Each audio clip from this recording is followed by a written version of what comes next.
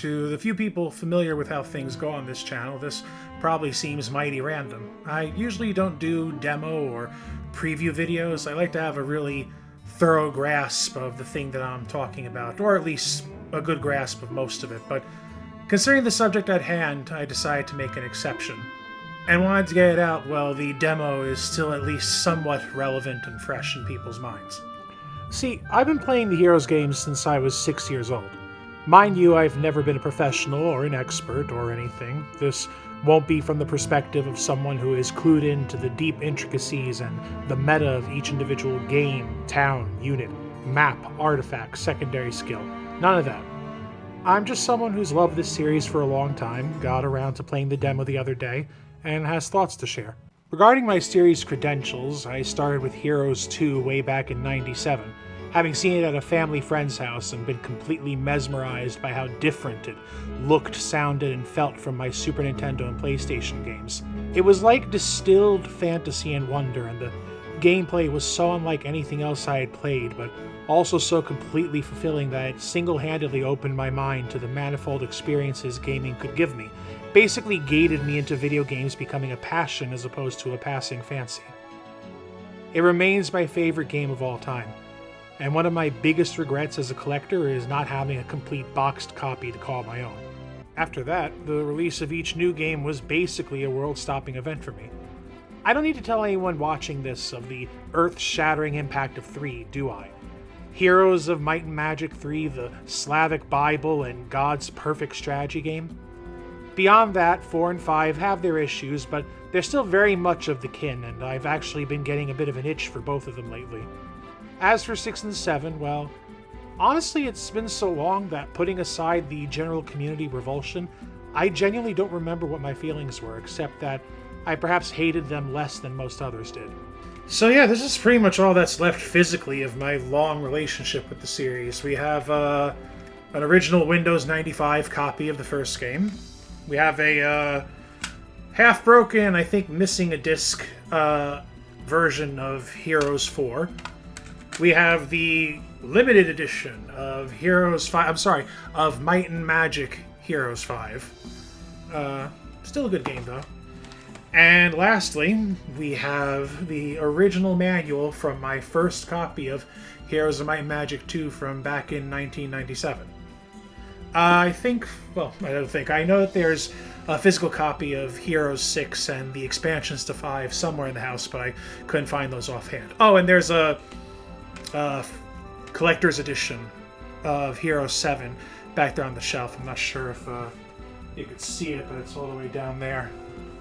But yeah, that's pretty much it that's left. So of course I was excited when they announced Olden Era, even more so when the Enroth return was emphasized. Axioth was kind of bland, and Ashan was... it was fine, but the dragon stuff never really clicked with me, and the timeline was a headache. We've got a credible company making the game, 2 credible companies now. We got Romero back on the soundtrack, all we need is for the thing to not suck to play. Before we start, sorry to interrupt you with the sell, but if you enjoy this video, or me, or the topics at hand, then maybe stick around for a while. Maybe drop a like, or subscribe, or tell a friend. We're not exactly a force of nature, well, at least the channel isn't. And we could really use some help getting bigger. Now, my opinion on this game insofar as it currently exists is two-pronged. I approach it as both fantasy strategy fan and as series veteran, and depending on what aspect of the game I look at, one side or the other takes the lead. For instance, immediately the map screen feels and sounds like home. Treasure and roving monsters and resources and various bits of map miscellany dot the landscape. Piles of gold, crystal, and ore make all manner of tinkling noise or bassy thump when retrieved.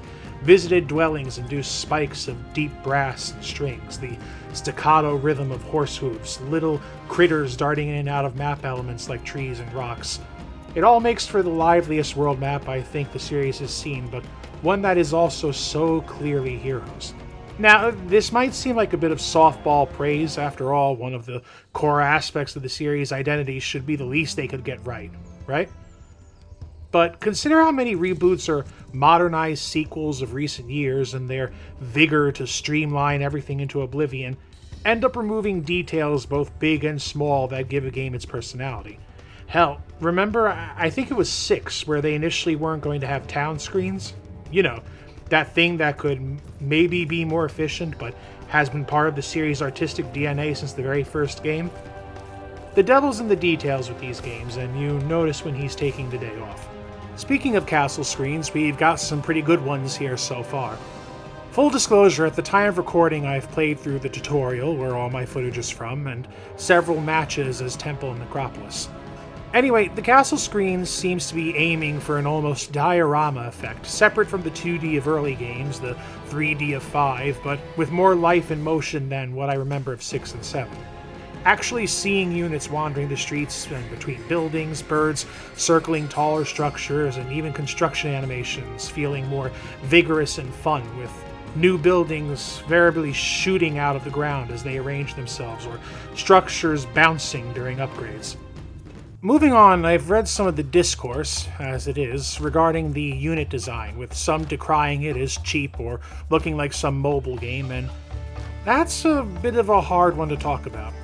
While I do see where they're coming from, especially the really gaudy units that almost dip into high-level mobile RPG aesthetics, I feel that it's kind of a consequence of the genre and the budget. I wouldn't call this a budget release, but it's certainly not getting that Assassin's Creed money from Ubisoft. More saliently, in a game like this, units need to be distinguishable at a glance, since by its nature, the player POV is distant on map and battle screens. With the 2D games, this wasn't a problem, and 5 at the very least was colorful enough that units stood out properly. Unfortunately, the modern tendency toward darker lighting and color palettes kind of bites it here, and the larger and more expressive unit models seem to be an attempt to bridge the gap, which isn't always as successful, as I sometimes still have trouble telling which upgrade I'm looking at during the later game battles with the computer. Finally, there's the music, and you know what's funny? When I started writing this, I was going to say that I've so far found the soundtrack tragically underwhelming. Not bad, mind you, but just sort of wallpapery, if you understand what I mean. Not that the soundtrack is in a completely fair position. 2, 3, 4, and 5 have some of the greatest music in gaming history, and even the later games, for all their faults, have remarkably strong soundscapes as well. Expecting the new one to match 28 years of emotional attachment might have been unfair, but luckily, when I went to play just a few hours ago to reconfirm some of my points, it finally clicked for me. The ominous melodies of the Necropolis, some propulsive yet focused battle music, a lot of battle music really, and some hum-worthy map music here and there. It's got a long way to go to match up to the rest of the family, and time will tell if it maintains its current level of quality with repeat play sessions. Ironically, the shortest part of this video is going to be the one about the gameplay, because I can so easily sum up my feelings. I like it. I like it a lot. Even if I'm still somewhat intimidated by all the moving parts, but that's just the old head in me talking. I don't think I need to explain the moment-to-moment to anyone watching this, so instead, some smaller observations.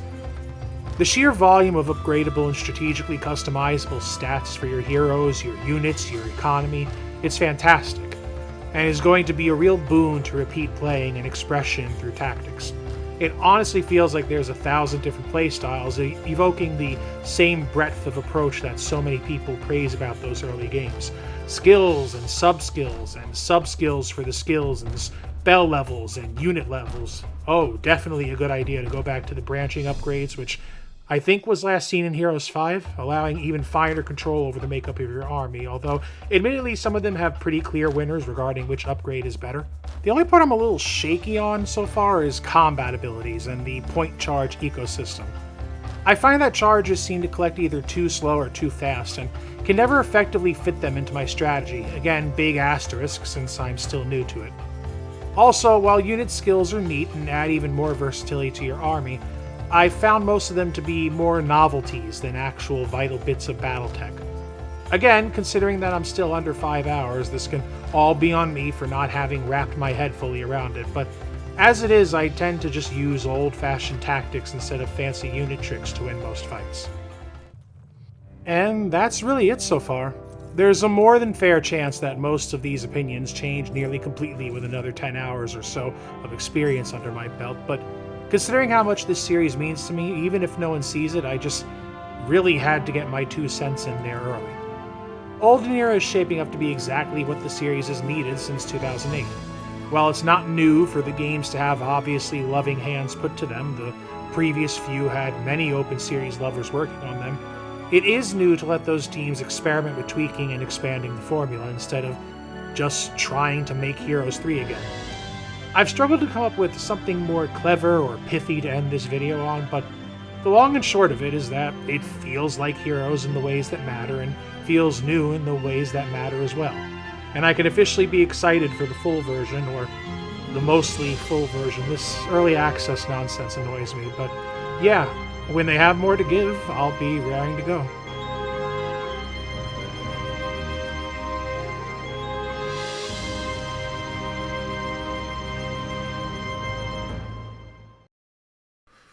And now that that's over with, I think I'll go play some Heroes 2 before I go to bed. If you'll excuse me. I can't walk off screen. It's really dirty behind me.